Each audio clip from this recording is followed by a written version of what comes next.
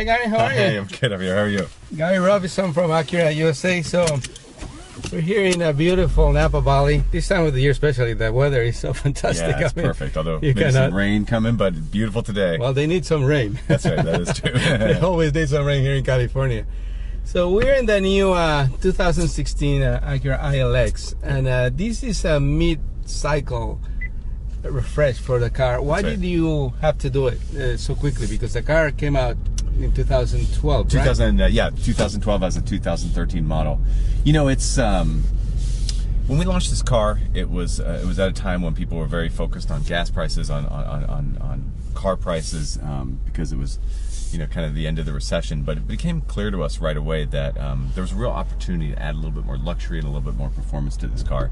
And so that was the real focus with this thing, was to add that, get it out there, and you know, we've had a lot of success with the car, got a lot of young buyers, but we think that there's a lot more room in this segment. So the big changes for this for this model are like cosmetic, obviously, a lot of the new front, the new lights, and all that, but mainly the engine, because the previous engine had 150 horsepower. That's right, yeah. But a lot of people consider it wasn't enough. Right, that's exactly right. Yeah, I mean, and yes, by far the biggest change on the car, not looking at it, but as soon as you drive it, is the engine. So this is the engine out of the TLX. So the TLX just launched, 2.4 liter direct injected engine with a dual clutch transmission, and it's a great engine. Just a 4-cylinder, but really powerful, really quick shifts, good acceleration, especially with this car being a little bit lighter than the TLX. It's a perfect match. A lot of fun.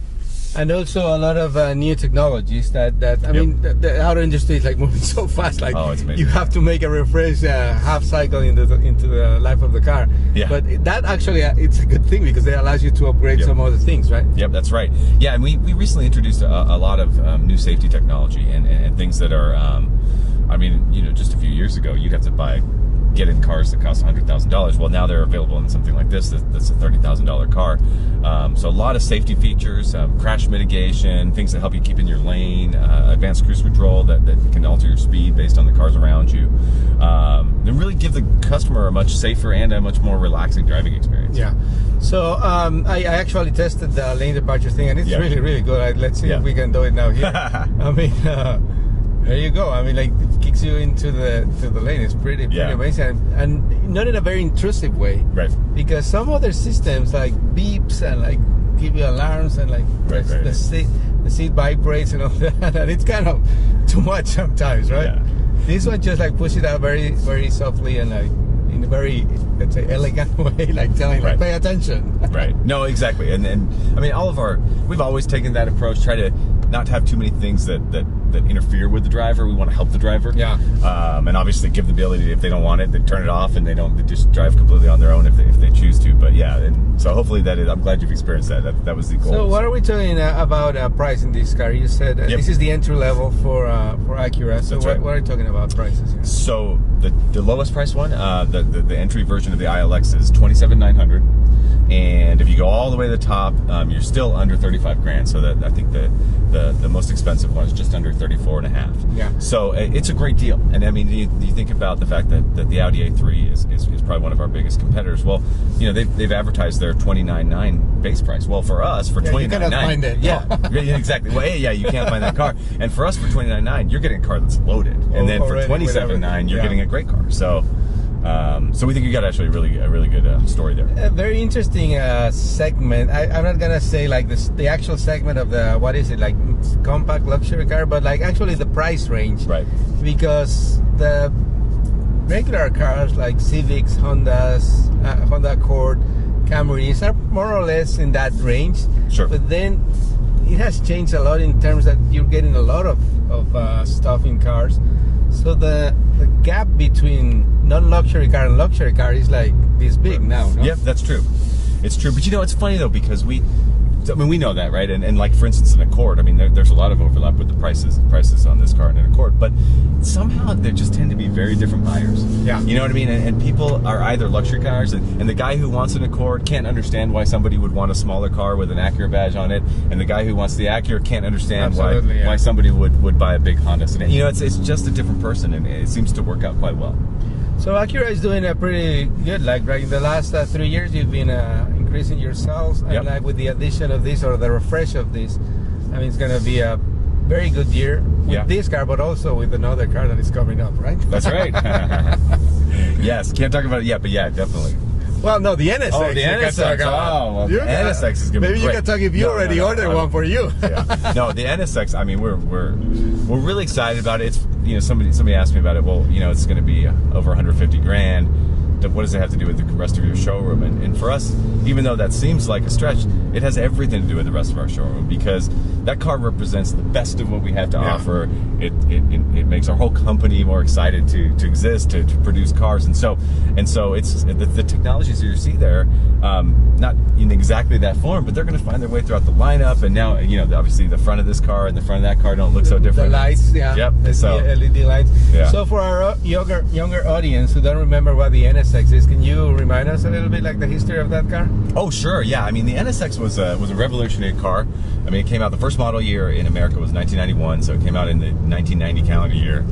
And that was a time, and you know, I don't mean to talk badly about the Ferraris of the world, but the Ferraris of the world had kind of lost their way a little bit. They weren't that great, and so in a lot of ways, the NSX was credited, and it came out and it was just a revolutionary car, aluminum construction, ultra lightweight, incredible handling, and it put the rest of the sports car world on notice. And I mean, frankly, everybody improved because of that car, and so it was a really significant car. You know, Ayrton Senna, famous race car driver, was part of the development, so it's just a great story for us. And so and what happened? I mean, why did it go away? Yeah, well, you know, it went away, I think, just because it was designed to be a car that it wasn't, you know, intended to be a new model. Oh, like a limited production car that some other manufacturers do with some cars. That's right, yeah. They do it for a few years, and then they're like collecting items, which that's exactly what happened. That's exactly what happened, yeah.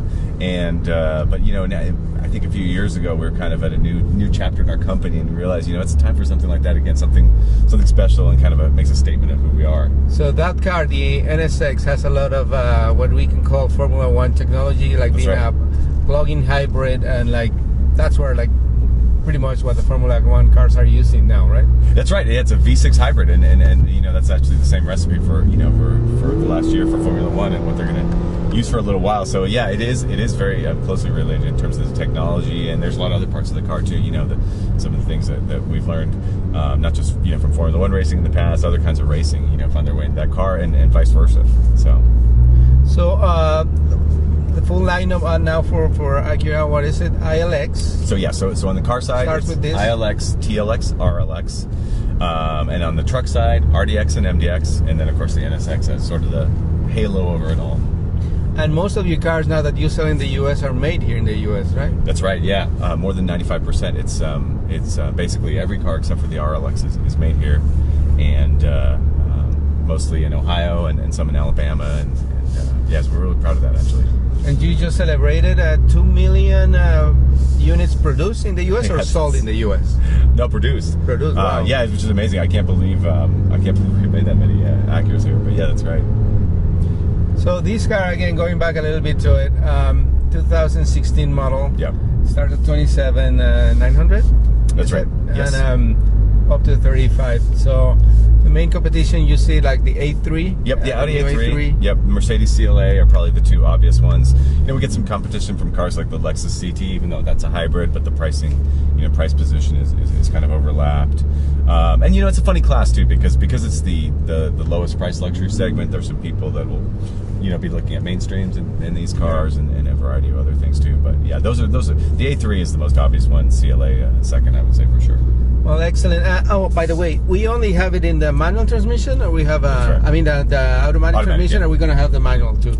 No, so we don't have the manual anymore, and you know, a lot of that is because, I mean, we didn't sell that many manuals, but this new transmission really has the best of both worlds, right? So going from 6 gears to 8 gears, faster shifts, better acceleration. Yeah, it's just an amazing transmission, and so I mean, I don't know if you feel this way, but for me, the shifts with the paddle shifters are every bit as fun, and you know, my wife can drive it too. So we were driving in the regular mode, but we can shift it to sport, and then you can.